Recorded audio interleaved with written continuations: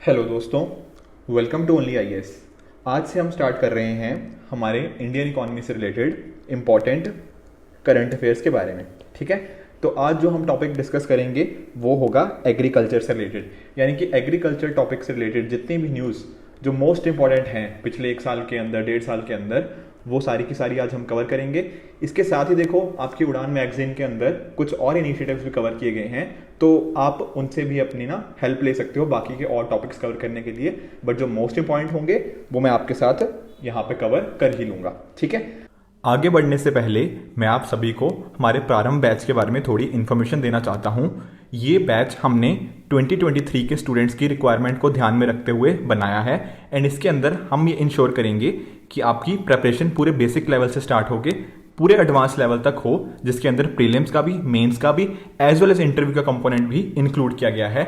इसको कवर करने के लिए डिफरेंट वीडियो लेक्चर्स बेसिक से स्टार्ट करते हुए एनसीईआरटी से to the advance topic in pre and mains perspective discuss किए जाएंगे। एट द सेम टाइम आपको सीसेट एंड जो करंट अफेयर्स हैं उनके ऊपर भी एडुकेट फोकस किया जाएगा। एट द सेम टाइम आपकी प्रिपरेशन को चेक करने के लिए हमने यहाँ पे टेस्ट सीरीज का कंपोनेंट भी इंक्लूड किया गया है, जिसके अंदर GS, CSAT as well as mains के टॉपिक्स जो भी होंगे उनके ऊपर with answer writing and evaluation discuss करी जाएगी। साथ ही साथ आप स्टडी मटेरियल को भी एक्सेस कर सकते हो थ्रू, ताकि अपनी प्रिपरेशन जो अच्छे वे में कर पाओ। तो आप प्रारंभ को as a one stop solution consider कर सकते हो, जहां पर आपका होलिस्टिक प्रिपरेशन होगा from prelims to mains and then to interview. तो स्टार्ट करते हैं पहले मिशन से, दैट इज सीवीड मिशन। देखो, पहले समझने की कोशिश करो कि सीवीड एग्जैक्टली होता क्या है। देखो, सीवीड ना एक्चुअल में एक, आप ऐसे समझ सकते हो कि ये कॉमन नेम है। कॉमन नेम किस चीज का? देखो, आपने ना मैरीन प्लांट्स के बारे में सुना होगा, राइट? या फिर एल्गी के बारे में सुना होगा। तो इस तरह के मरीन प्लांट्स एंड एल्गी जो देख लो, चाहे ओशन में ग्रो करें, रिवर्स में, लेक्स में, ठीक है ना, या फिर जो बाकी की वाटर बॉडीज होती हैं उसके अंदर ग्रो करें, उनके लिए अगर कॉमन नेम यूज करना हो तो हम सीवीड बोल देते हैं। ठीक है सर। देखो, आपने केल्प फॉरेस्ट के बारे में सुना होगा ना, तो केल्प फॉरेस्ट भी एक्चुअली सीवीड का ही था, आप इसके अंडर ही मान सकते हो। देखो, कुछ सीवीड तो जैसे बहुत ही छोटे होते हैं, माइक्रोस्कोपिक इन नेचर, जैसे फाइटोप्लैंक्टन का आपने डेफिनेटली अपने एनवायरनमेंट कोर्स के अंदर नाम सुना होगा, राइट? तो ये सारे भी एक तरीके से सीवीड्स के अंदर ही आ जाते हैं। वो एक बेस प्रोवाइड करते हैं मेरीन फूड चेन का, राइट? तो मैं ज्यादा इन्वायरमेंट के कंपोनेंट में ना डिस्कस करते हुए, सीवीड तो आपने समझ लिया, अब देख लेते हैं कि सीवीड मिशन एग्जैक्टली है क्या। देखो, एक ऑर्गेनाइजेशन है या काउंसिल कह लो, TIFAC. What is TIFAC? TIFAC is technology information forecasting and assessment council. I repeat, technology information forecasting and assessment council. तो जो टाइफैक है ना, उसके द्वारा एक इनिशिएटिव लॉन्च किया गया है, क्या? Seaweed mission. ठीक है, अब सीवीड तो हमें पता है, तो सीवीड मिशन का मीनिंग क्या होगा? देखो, सीवीड मिशन के अंदर क्या कर रहे हैं हम, ये जो सीवीड है ना, इनकी कमर्शियल फार्मिंग कर रहे हैं, यानी कि इनकी ना फार्मिंग करने की कोशिश कर रहे हैं। अब उससे होगा क्या? उससे देखो होगा, उनकी प्रोसेसिंग के थ्रू होगा वैल्यू एडिशन, और उस वैल्यू एडिशन के बेसिस पे इंडियन इकोनॉमी को बूस्ट मिल सकता है। अगर आप एक चीज नोटिस करो, इंडिया के एक्सक्लूसिव इकोनॉमिक जोन, आपने ईजेड के बारे में सुना होगा ना, एक्सक्लूसिव इकोनॉमिक जोन। तो जैसे इंडिया की मान लो ये बाउंड्री है, ठीक है ना, जो मेरीन बाउंड्रीज की बात कर रहा हूँ, वहां पे आप 200 नॉटिकल माइल्स तक अगर आप जाते हो तो वो हमारा ईजेड आ जाता है। उसके साथ ही चाहे आप लक्षद्वीप को देख लो या फिर इधर अंडमान निकोबार को देख लो, उनकी वजह से भी हमारा एक अच्छा खासा एक्सक्लूसिव इकोनॉमिक जोन बन जाता है। तो ऐसा माना गया है कि अगर हम अपने एक्सक्लूसिव इकोनॉमिक जोन वाले एरिया में से सिर्फ 5% एरिया पे भी ना सीवीड्स को कल्टीवेट कर लेते हैं, इसकी कमर्शियल फार्मिंग कर सकते हैं, तो उससे होगा क्या? उससे बहुत सारे लोगों को एम्प्लॉयमेंट मिलेगी। आपको पता ही है कि इंडिया में रोजगार एक बहुत ही मेजर मुद्दा है आज के टाइम पे, राइट? तो ये पर्टिकुलर मिशन आप एम्प्लॉयमेंट के पर्पज से भी देख सकते हो। हमारी जीडीपी को इंप्रूव करना है उस पर्टिकुलर इनिशिएटिव से भी, साथ ही साथ इकोनॉमी के तो देखो बेनिफिट है ही है, वहां पे इन्वायरमेंट के साथ भी यहाँ पे बहुत अच्छे बेनिफिट्स हैं, जैसे कि एल्गल ब्लूम, राइट? इन्वायरमेंट में आपने डेफिनेटली रेड टाइड्स, ठीक है ना, और भी जो भी मतलब ना वाटर पोल्यूशन से related, I mean ocean pollution हो गया, या फिर इवन जैसे प्लास्टिक पोल्यूशन, जैसे माइक्रो प्लास्टिक की वजह से क्या क्या ओशंस में इश्यूज आते हैं। तो कहीं ना कहीं ये जो सीवीड मिशन है ना, ये बहुत ज्यादा काफी millions of ton of CO2 carbon dioxide को सिक्वेस्टर कर सकता है, एल्गल ब्लूम जैसी कंडीशन को रिड्यूस कर सकता है एंड साथ ही साथ ओशन की प्रोडक्टिविटी को इंप्रूव करेगा एंड एक हेल्थियर ओशन बनाएगा। तो देख रहे हो सीवीड मिशन के बहुत ही मल्टीपल जगह एडवांटेजेस हैं, ठीक है ना। तो इस वजह से इतने जब एडवांटेजेस होते हैं ना तो कभी ना कभी यूपीएससी इन चीज़ों पे क्वेश्चन डेफिनेटली पूछ ही लेता है। तो हमने क्या जान लिया, कौन सी ऑर्गेनाइजेशन इसको लॉन्च किया था, दैट इज टाइफेक, राइट। और इसका मिशन के अंदर किया जा रहा है, सीवीड होते क्या हैं एंड साथ ही साथ इसके थ्रू क्या क्या बेनिफिट्स हम कर सकते हैं, तो वो सारी चीज़ें भी हमने समझ ली। ठीक है जी, चलते हैं अगली तरफ। अगला चीज़ क्या है, वो है ट्राई फूड पार्क। देखो आपने ट्राइफेड के बारे में सुना होगा। ट्राइफेड क्या है सर, ट्राइफेड होता है tribal cooperative marketing development federation of India limited, ठीक है ना। तो ये फुल फॉर्म होती है ट्राइफेड की। दरअसल में ना जो हमारी मिनिस्ट्री ऑफ ट्राइबल अफेयर्स है MOTA, इस पर्टिकुलर मिनिस्ट्री के अंदर ही आप ये पर्टिकुलर ना मार्केटिंग आर्म की तरह ट्राइफेड को समझ सकते हो। अब इस ट्राइफेड ने क्या किया है, एक मेमोरेंडम ऑफ अंडरस्टैंडिंग साइन किया है, किसके साथ, अखिल भारतीय वनवासी कल्याण आश्रम जी के साथ, ठीक है ना, आश्रम के साथ। किसके लिए, ताकि ट्राई फूड पार्क सेटअप किए जा सके इन मध्य प्रदेश, ठीक है।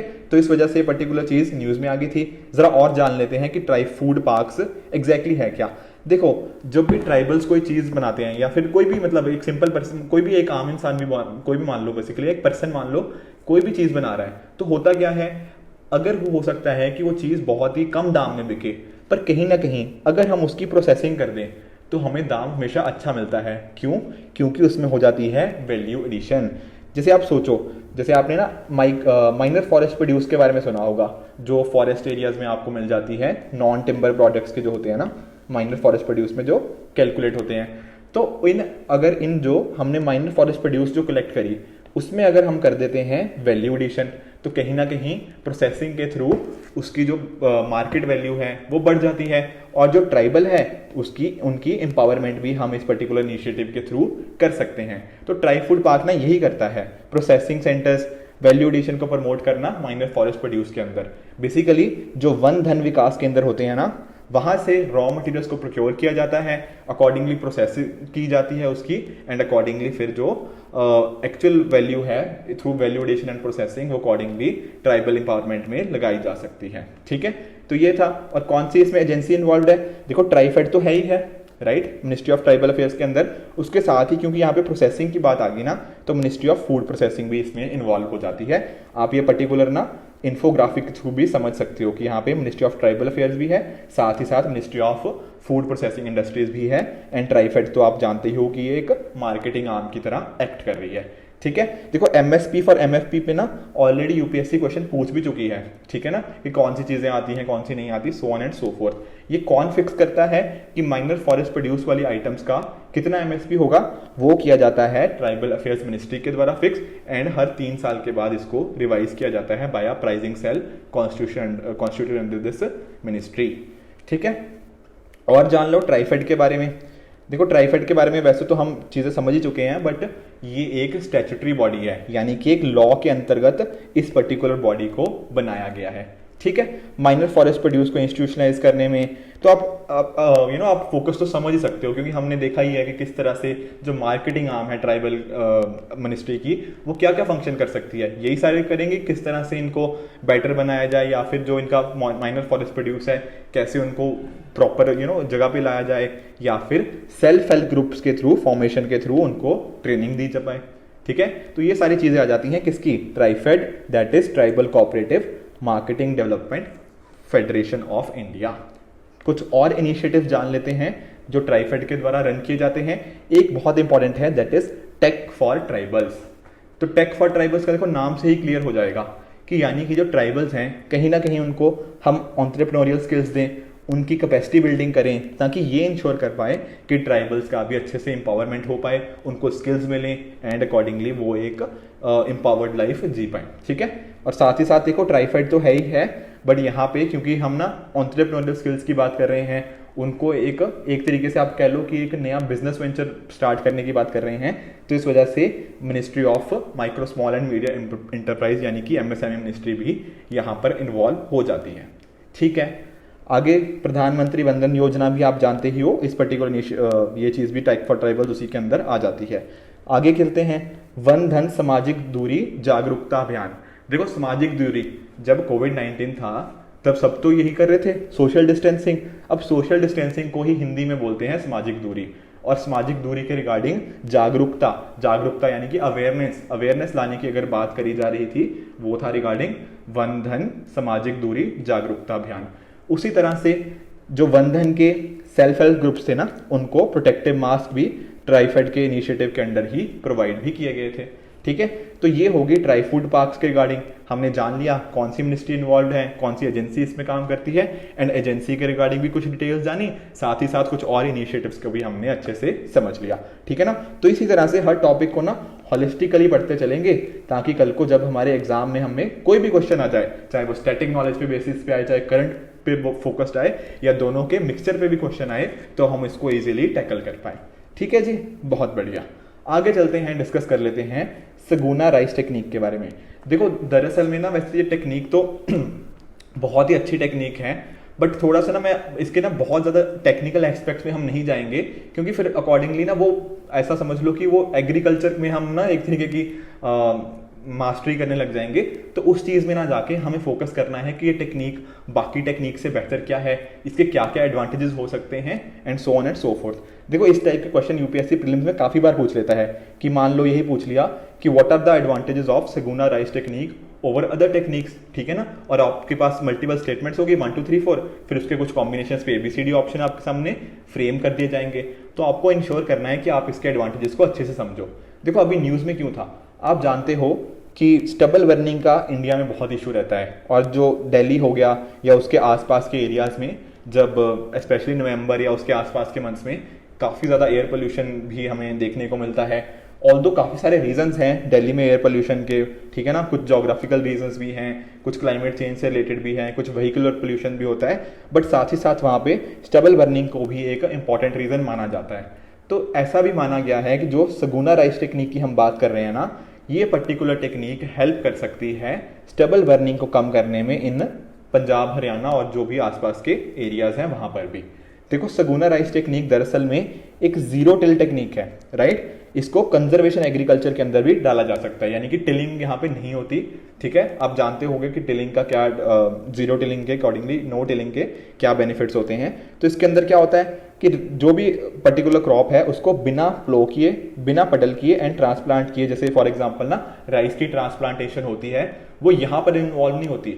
तो यानी कि जो कन्वेंशनल मेथड्स हो गए, जो हम ऑलरेडी यूज करते आ रहे हैं, उनको फोकस ना करते हुए सगुना राइस टेक्निक पे ये चीजें नहीं हो रही।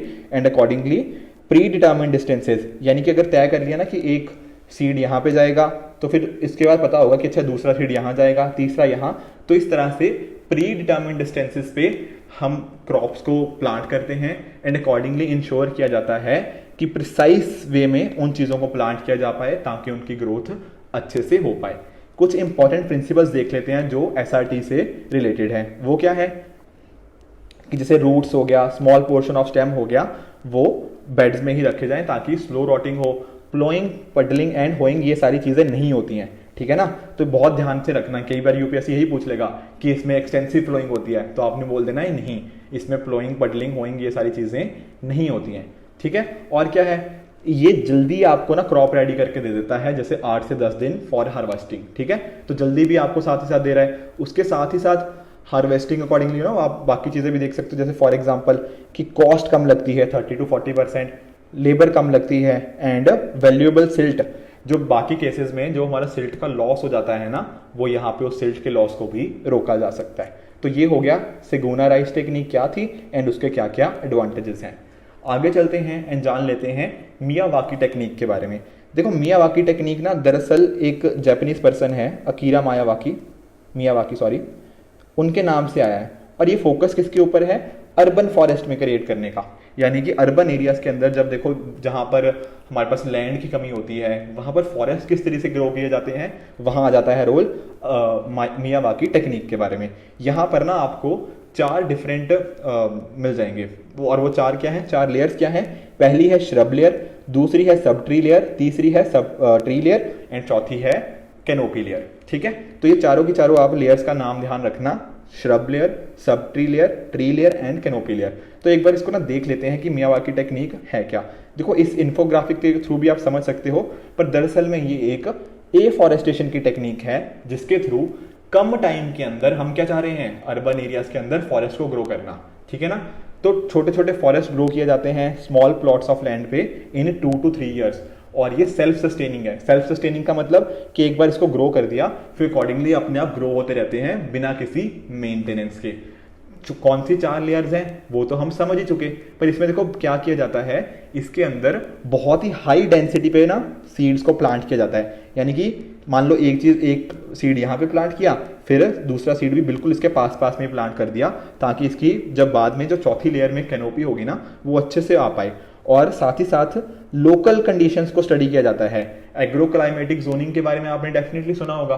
तो किस जगह पे किस तरह के प्लांट्स ग्रो करने हैं, उनको किस तरीके की वाटर रिक्वायरमेंट्स हैं या क्या रिक्वायरमेंट्स जो भी होती हैं, उसके बेसिस पे अकॉर्डिंगली यहाँ पे उन चीज़ों को ध्यान में रखते हुए मियावाकी टेक्निक के थ्रू कम टाइम के अंदर अर्बन फॉरेस्ट ग्रो किए जाते हैं। ठीक है, इसके बेनिफिट्स क्या हैं, डेंस फॉरेस्ट बनते हैं, कम टाइम में बनते हैं, फास्टर रीजनरेशन होता है, सेल्फ सस्टेनेबल यानी कि मेंटेनेंस की कोई यहाँ पे जरूरत नहीं होती, एंड लास्टली ये इको फ्रेंडली भी होते हैं। ठीक है, तो अगर यूपीएससी आपसे पूछेगा कि मियावाकी टेक्निक किससे रिलेटेड है तो आप इजीली बता दोगे कि ये अर्बन फॉरेस्ट के रिगार्डिंग है। ठीक है जी, आगे चलते हैं एंड डिस्कस कर लेते हैं पीएलआई स्कीम के बारे में। देखो पीएलआई स्कीम ना बहुत सारे सेक्टर्स के लिए आती है।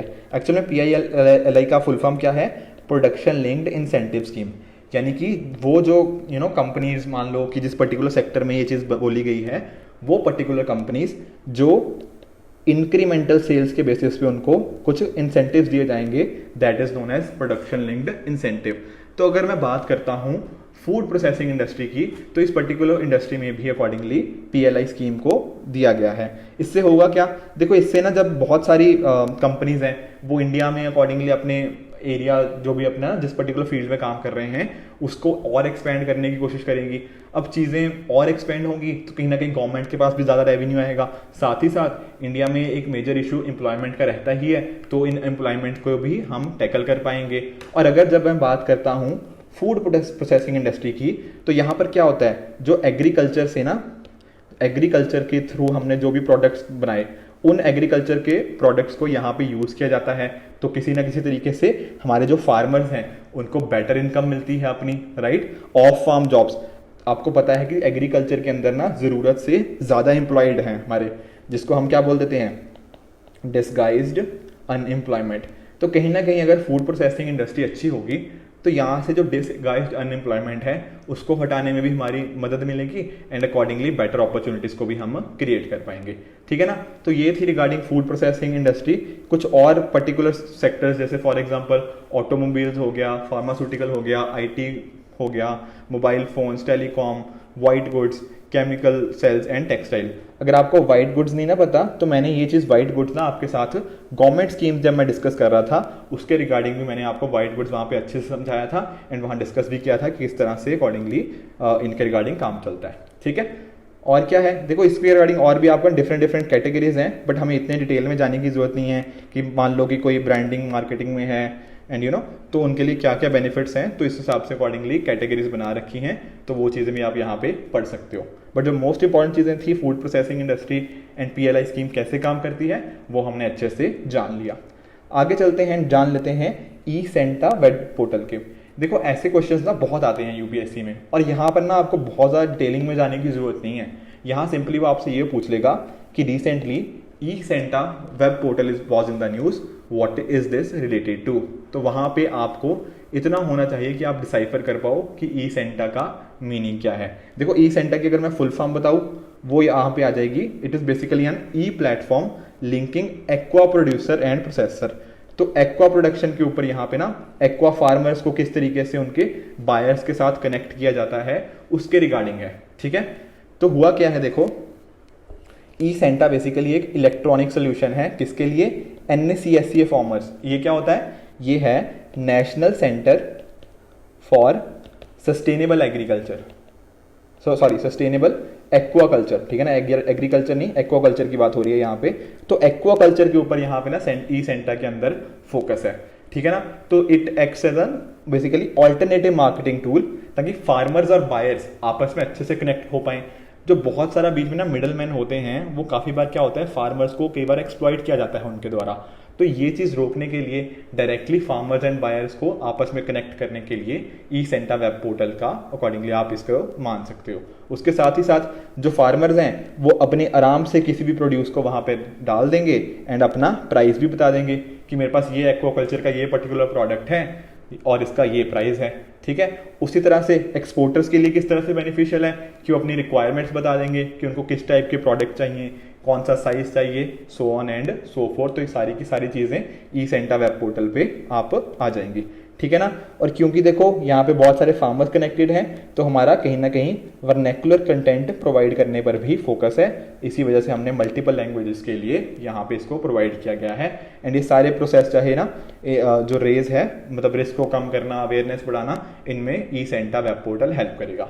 और जो मैं बात कर रहा था आपके साथ NACSA के बारे में, that is national centre for sustainable aquaculture, वो किसके अंदर आता है? वो आता है MPEDA। MPEDA कहाँ आता है? Ministry of commerce and industry. बहुत ही ध्यान देना है। देखो मैं आपको ना एक और एग्जांपल बताता हूँ इसके साथ ही। जैसे आपने ना एपिडा का नाम सुना होगा, ठीक है ना, agriculture produce export development authority. कई बार ना देखो यहाँ पे नाम आ गया एग्रीकल्चर प्रोड्यूस, तो जैसे ही एग्रीकल्चर प्रोड्यूस नाम आता है तो हमें लगता है कि एग्रीकल्चर नाम आ गया तो इसकी मिनिस्ट्री होनी चाहिए मिनिस्ट्री ऑफ एग्रीकल्चर, पर ऐसा नहीं है। इसकी भी, एपिडा की भी मिनिस्ट्री कौन सी है? वो कॉमर्स एंड इंडस्ट्री ही है। ठीक है ना। तो ये कुछ ना इस टाइप की पेक्यूलियर चीज़ें होती हैं जो देखने में लगता है कि अच्छा इसके अंदर एग्रीकल्चर है तो मिनिस्ट्री भी वही होगी, बट ऐसा नहीं है। यहाँ कॉमर्स एंड इंडस्ट्री है। तो ये वाली जो पेक्यूलियर चीज़ें हैं ना, ये आपको ध्यान में देनी है। उसी तरह से जब मैं बात करता हूँ एक्वाकल्चर की, तो ये कहाँ पे आ जाता है? ये आ जाता है MPEDA, that is marine product export development authority. And ये किसके अंदर आता है? ये आता है ministry of commerce and industry के अंतर्गत। ठीक है। तो ई सेंटा वेब पोर्टल क्या है ये भी जान लिया, एक्वाकल्चर के बारे में जान लिया, and accordingly national centre for sustainable aquaculture क्या है वो भी हम समझ गए। आगे चलते हैं एंड फोकस करते हैं मैक्स 1407। देखो ये भी ना बार बार न्यूज़ में आया था, तो बहुत ज़्यादा रेलिवेंट नहीं है, बट इतना ज़रूर है कि इसके ऊपर एक डायरेक्ट क्वेश्चन जरूर बन सकता है कि ये क्या चीज़ है। ठीक है ना। आपने अगर प्रीवियस ईयर क्वेश्चन अच्छे से एनालाइज किए हों तो आपने डेफिनेटली देखा होगा कि इस टाइप के क्वेश्चन आते हैं जिनका एक ना कोई भी रैंडम नेम उठा के डाल देते हैं एंड पूछ लेते हैं कि ये किस चीज़ से रिलेटेड है। तो अगर वो पूछेगा कि मैक्स 1407 है, ये किससे रिलेटेड है? ये है सोयाबीन से रिलेटेड। ठीक है। हुआ क्या है देखो, एक्चुअल में साइंटिस्ट ने ना एक high yielding and pest resistant variety बनाई है सोयाबीन की, जिसका नाम क्या दिया है? MACS 1407। थोड़ा सा और देख लेते हैं। देखो high yielding and pest resistant तो हम समझ ही गए, उसके साथ ही साथ ये भले ही Assam, west Bengal, Jharkhand, Chhattisgarh and north eastern states में कल्टीवेशन के लिए सूटेबल है, राइट। और अगर मैं बात करूं तो इसके कुछ आप डेज देख सकते हो, कितने दिन इसको फ्लावरिंग में लगते हैं एंड अकॉर्डिंगली सोइंग के बाद कितने दिन बाद इसको अकॉर्डिंगली किया जा सकता है। बट जो इंपॉर्टेंट चीज़ें थी वो हम अकॉर्डिंगली मैक्स 1407 के बारे में जान ही चुके हैं कि किस तरह से ये सोयाबीन के साथ रिलेटेड है। आगे चलते हैं, फोकस कर लेते हैं हमारा नैनो यूरिया लिक्विड के बारे में। देखो आपको पता है कि यूरिया जो है ना, इंडिया काफ़ी ज़्यादा इंपोर्ट करता है दूसरी कंट्रीज से, और जब हम इंपोर्ट करते हैं तो उस वजह से हमारा जो फॉरेन रिजर्व है ना, फॉरेक्स जो हमारा है वो कम हो जाता है। ठीक है ना। और कहीं ना कहीं देखो यूरिया एक मेजर हमारा सब्सिडी भी हम प्रोवाइड करते हैं इसके ऊपर, तो कहीं ना कहीं इंडियन गवर्नमेंट को काफ़ी ज़्यादा फॉरेक्स इसके लिए प्रोवाइड करना पड़ता है। तो किस तरह से हम इंश्योर कर सकते हैं कि हम ये जो यूरिया हम यूज़ कर रहे हैं इसको कम कर पाएँ? ठीक है ना। तो उससे हमारी इकोनॉमी को भी फ़ायदा होगा। तो इसके लिए मल्टीपल इनिशिएटिव्स गवर्नमेंट के द्वारा लिए भी जा रहे हैं। कब कुछ अभी भी इश्यूज़ हैं उनको और आने वाले टाइम में डेफिनेटली रिजॉल्व करने की कोशिश भी की जाएगी। पर एक इंपॉर्टेंट जो इनिशिएटिव है वो है नैनो यूरिया लिक्विड। देखो ये क्या है? ये बेसिकली न्यूट्रेंट है, और आप जानते ही हो कि यूरिया क्या प्रोवाइड करता है? नाइट्रोजन। ठीक है ना। आप जानते होगे जैसे NPK, ठीक है ना, नाइट्रोजन, फॉस्फोरस, पोटेशियम, ये पर्टिकुलर एलिमेंट्स प्लांट्स की ग्रोथ के लिए बहुत ही ज़्यादा इंपॉर्टेंट होते हैं। तो जो नाइट्रोजन वाला मोस्ट इंपॉर्टेंट कंपोनेंट होता है एक तरीके से, वो आपको नैनो यूरिया लिक्विड के द्वारा मिल जाएगा। तो इसको एज अ ऑल्टरनेटिव की तरह सोचा गया है टू कन्वेंशनल यूरिया। ठीक है। और इसको जब यूज़ करेंगे फार्मर्स तो उनको टाइमली उस चीज़ को मिल पाए and accordingly environment friendly manner के अंदर भी इसको यूज़ करते हुए सबकी वेलफेयर हो पाए, ये चीज़ नैनो यूरिया लिक्विड के अंदर फोकस करी गई है। उसके साथ ही साथ इसको डेवलप करने वाला कौन है, इसको डेवलप किया गया है नैनो बायोटेक्नोलॉजी रिसर्च सेंटर के द्वारा, एंड इफको ने भी अकॉर्डिंगली इसके मल्टीपल फार्मर्स के साथ ट्रायल्स भी किए हैं। मोस्ट इंपॉर्टेंट चीज़ जानने की ज़रूरत है कि ये यूरिया की रिक्वायरमेंट को कम से कम 50% तक कम कर देगा। यानी कि जितना भी हम यूरिया करंटली इंपोर्ट करते हैं या फिर जितना भी हम यूरिया करंटली हमें यूज़ में आता है, उसको यूरिया की रिक्वायरमेंट हमारी 50% से कम हो जाएगी, इंडिया की डिपेंडेंस कम हो जाएगी, एंड अकॉर्डिंगली इफेक्टिवनेस तो definitely urea nano urea liquid की बहुत अच्छी है ही है। ठीक है, तो और भी देखो इसके कुछ और बेनिफिट्स भी हैं कि अंडरग्राउंड वाटर्स के ऊपर भी, जैसे फॉर एग्जांपल ना कि कई बार जब यूरिया पानी ज़्यादा दे देते हैं तो अकॉर्डिंगली वो पानी के साथ फ्लो होते हुए हमारी जो वाटर अंडरग्राउंड वाटर है उसको इम्पैक्ट करता है। ठीक है ना, तो वो चीज़ भी हम इम्प्रूव कर सकते हैं। ग्लोबल वार्मिंग को भी यहाँ पे कम कर दिया जा सकता है, एंड साथ ही साथ सस्टेनेबल डेवलपमेंट के ऊपर भी इसके साथ ही फोकस हमारा इसके रिगार्डिंग बढ़ जाएगा। ठीक है जी, चलते हैं अगली न्यूज़ की तरफ। नेक्स्ट हमारा टॉपिक रिलेटेड है हरित धारा से रिलेटेड।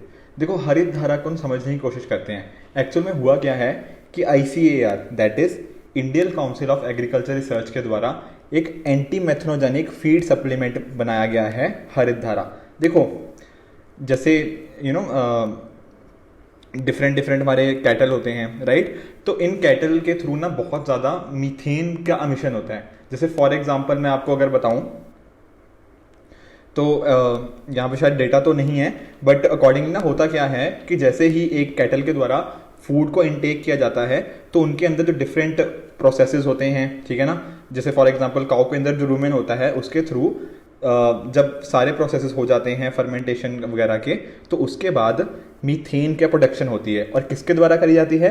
मीथेन प्रोड्यूस होता है एनिमल्स हैविंग र्यूमेन। तो जिन एनिमल्स के अंदर र्यूमेन होता है उनके द्वारा ये पर्टिकुलर मीथेन प्रोड्यूस करी जाती है। ठीक है ना, और इस वजह से आपको पता है कि मीथेन के काफ़ी ज़्यादा हार्मफुल इम्पैक्ट्स हमारे इन्वायरमेंट पे भी होते हैं।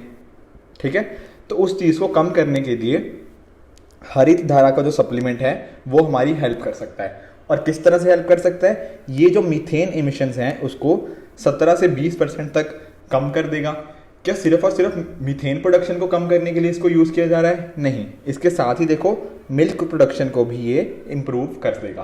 देखो कई बार ना यूपीएससी ऐसे भी क्वेश्चन पूछ लेता है कि इसका ऑब्जेक्टिव सिर्फ इतना है कि मीथेन एमिशन को कम करना है, तो आपने बोलना है कि नहीं, मीथेन एमिशन तो कम हो ही रहे हैं, no doubt about that, but उसके साथ ही साथ मिल्क की जो प्रोडक्शन है वो भी यहाँ पे इम्प्रूव हो रही है।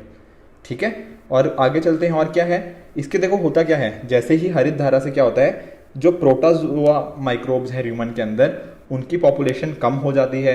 ठीक है ना, तो इस वजह से जो फाइनल मीथेन का प्रोडक्शन होता है ऐसा मान लो, तो उस मीथेन का अकॉर्डिंगली मीथेन का प्रोडक्शन कम हो जाता है। ठीक है ना, तो अकॉर्डिंगली हमारे इन्वायरमेंट के लिए ये बहुत ही एक अच्छी चीज़ है। तो देखो इतना ज़्यादा हमें डिटेल में जाने की तो ज़रूरत नहीं है, बट हम इंपॉर्टेंट चीज़ें यही हैं कि हरित धारा अगर जैसे डायरेक्ट क्वेश्चंस हमारे एग्जाम में अगर पूछे जाते हैं तो हम उसको ईजिली टैकल कर पाएँ। और ज़्यादातर देखा भी ऐसा गया है कि इन पर्टिकुलर जो टॉपिक्स होते हैं ना उनके ऊपर जो क्वेश्चन आएंगे वो जनरली डायरेक्ट ही आते हैं, बहुत ज़्यादा डिटेल में यूपीएससी इन क्वेश्चंस के नहीं जाता। और साथ ही साथ कुछ और इनिशिएटिव्स जो लाइफ स्टॉक से रिलेटेड हैं उनमें एक आ जाता है animal husbandry infrastructure development fund.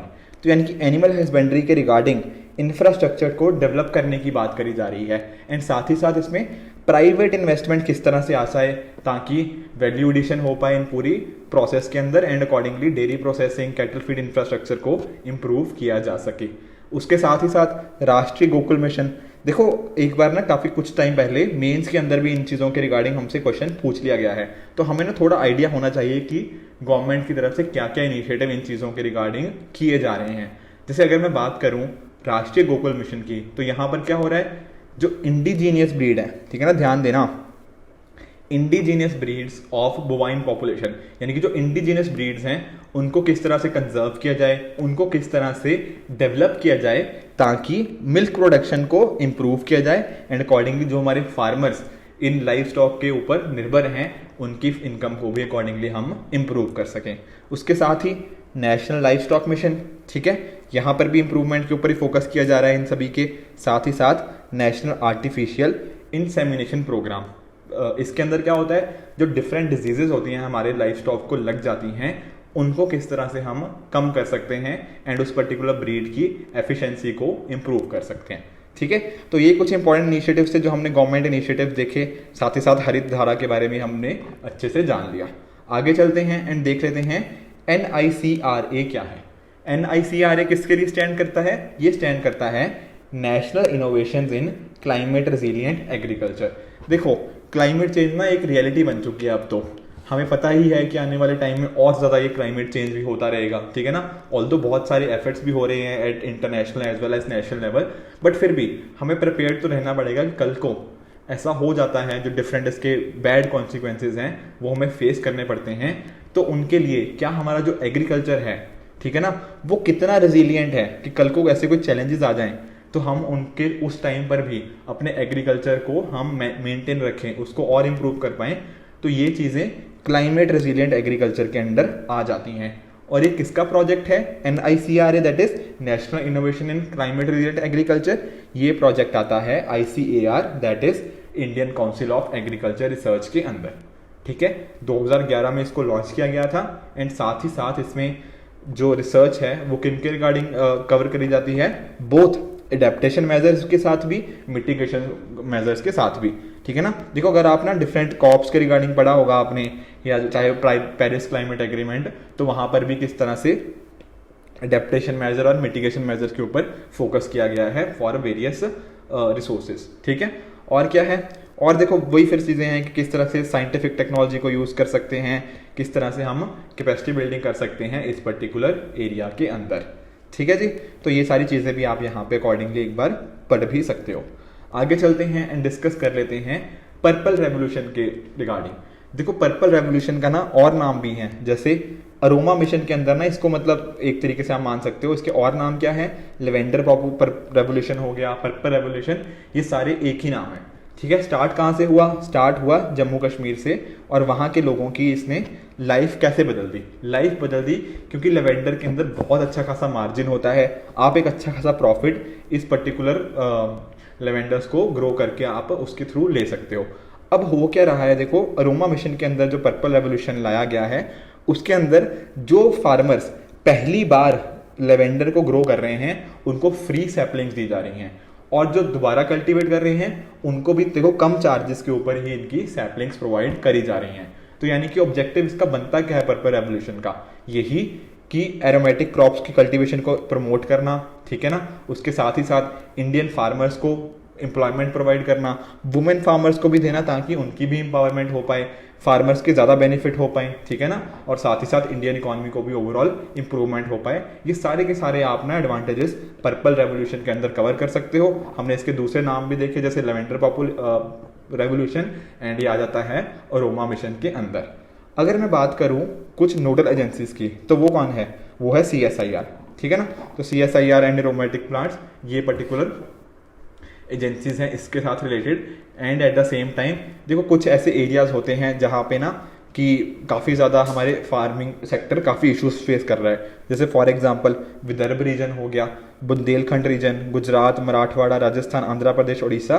तो यहाँ पर जहाँ पर थोड़े फार्मर्स को एक्सट्रीम वेदर की वजह से उनको इम्पैक्ट फेस करने को मिलता है, एंड काफ़ी आपको विदर्भ में तो आपने डेफिनेटली फार्मर सुसाइड के बारे में बहुत एक इंपॉर्टेंट केस स्टडीज भी बन जाती हैं, तो वहाँ पर अकॉर्डिंगली इस चीज़ को भी अकॉर्डिंगली प्रमोट करने की बात करी जा रही है। एरोमेटिक प्लांट्स की बात करें तो लेवेंडर हो गया, दमस्क रोज हो गया, मुश्कबला, ठीक है, ये सारी चीज़ें इसके अंदर आ जाती हैं। एंड देखो, इसके लिए लेवेंडर ऑयल हो गया, लेवेंडर वाटर एंड हाइड्रोसोल, तो ये सारी की सारी चीज़ें इससे रिलेटेड हैं। तो हमने समझ लिया कि पर्पल रेवोल्यूशन के थ्रू किस तरह से हम डिफरेंट लेवेंडर के रिगार्डिंग उनकी फार्मर्स को कैसे बेनिफिट हो सकता है, एंड अकॉर्डिंगली पूरी की पूरी इकोनॉमी को भी हम कैसे बेनिफिशियल करते हुए हमारे ओवरऑल इकोसिस्टम को बेटर बना सकते हैं। राइट फ्रेंड्स, तो ये थे फ्रेंड्स कुछ ऐसे इंपॉर्टेंट इनिशिएटिव्स जो एग्रीकल्चर सेक्टर से रिलेटेड थे। मैं फिर रीइटरेट कर दूं कि इसके अलावा भी कुछ और इंपॉर्टेंट इनिशिएटिव्स हैं, उनको आप उड़ान मैगजीन में से पढ़ सकते हो, बट जो मोस्ट इंपॉर्टेंट थे मैंने वो आपके साथ कवर कर ही लिए हैं। ठीक है, तो अच्छे से इसी तरह से आप अपने एंड पे भी पढ़ते रहिए। Keep working hard, goodbye and good luck.